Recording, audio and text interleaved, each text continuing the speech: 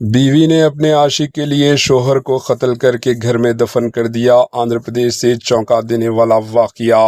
पड़ोसी रियासत आंध्र प्रदेश के जिले अनंतपुर से एक दिल दहला देने वाला वाकया सामने आया, जहां एक बीवी ने अपने ही शोहर को बेदर्दी से कत्ल कर दिया।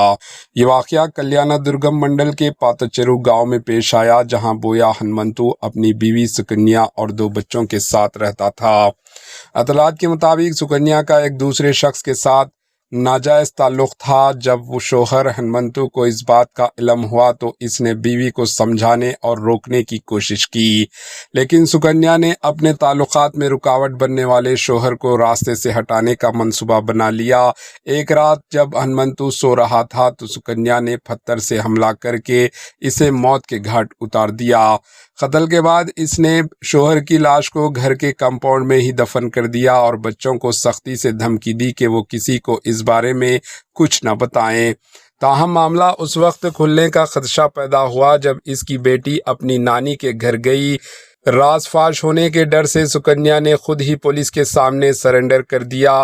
पुलिस ने फौरी कार्रवाई करते हुए सुकन्या के घर पहुंचकर हनुमंतु की लाश को बरामद किया। इस वाक़े ने पूरे इलाके में सनसनी फैला दी। Bureau report, HN news.